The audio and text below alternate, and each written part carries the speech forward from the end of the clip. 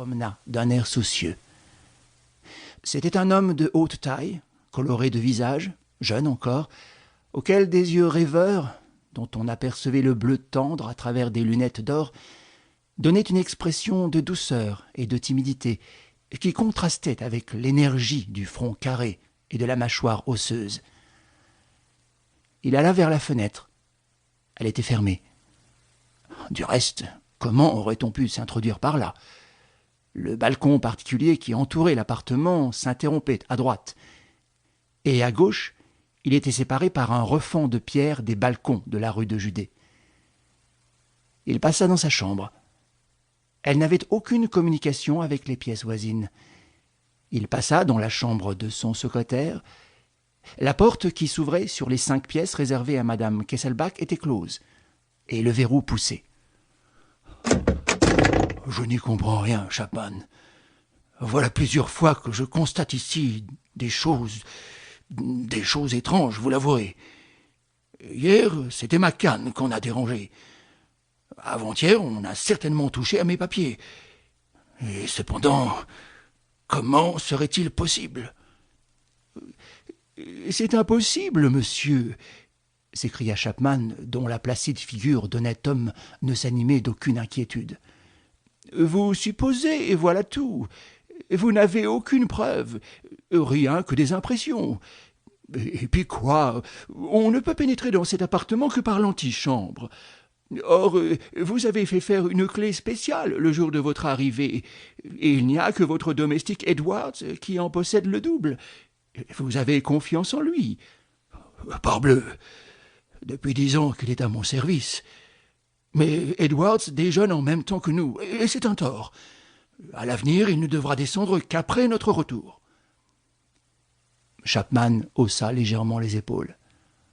Décidément, le maître du Cap devenait quelque peu bizarre avec ses craintes inexpliquées. Quel risque court-on dans un hôtel, alors surtout qu'on ne garde sur soi ou près de soi aucune valeur, aucune somme d'argent importante ? Ils entendirent la porte du vestibule qui s'ouvrait. C'était Edwards. « Vous êtes en livrée, Edwards ? Ah bien, je n'attends pas de visite aujourd'hui, Edwards. Ou plutôt si, une visite, celle de M. Gourel. D'ici là, restez dans le vestibule et surveillez la porte. Nous avons à travailler sérieusement, M. Chapman et moi. » Le travail sérieux dura quelques instants, pendant lesquels M. Kesselbach examina son courrier, parcourut 3 ou 4 lettres et indiqua les réponses qu'il fallait faire. Mais soudain, Chapman, qui attendait la plume levée, s'aperçut que M. Kesselbach pensait à autre chose qu'à son courrier. Il tenait entre ses doigts et regardait attentivement une épingle noire recourbée en forme d'hameçon. « Chapman, voyez ce que j'ai trouvé sur la table. Il est évident que cela signifie quelque chose, cette épingle recourbée. Voilà une preuve, une pièce à conviction. Et vous ne pouvez plus prétendre qu'on n'ait pas pénétré dans ce salon. Car enfin, cette épingle n'est pas venue là toute seule. »« Certes, non. Elle y est venue grâce à moi. »« Comment ? » ?»« Oui, c'est une épingle qui fixait ma cravate à mon col. Je l'ai retirée hier soir tandis que vous lisiez. Je l'ai tordue machinalement. » M. Kesselbach se leva, très vexé, fit quelques pas et, s'arrêtant, « Vous riez sans doute, Chapman, et vous avez raison. Je ne le conteste pas, je suis plutôt excentrique depuis mon dernier voyage au Cap. C'est que, voilà, vous ne savez pas ce qu'il y a de nouveau dans ma vie.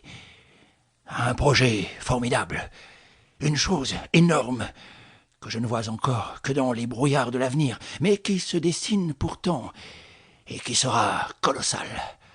Oh, Chapman, vous ne pouvez pas imaginer. Oh, l'argent, je m'en moque. J'en ai trop.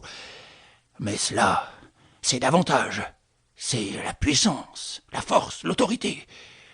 Oh, si la réalité est conforme à ce que je pressens, je ne serai plus seulement le maître du Cap, mais le maître aussi d'autres royaumes.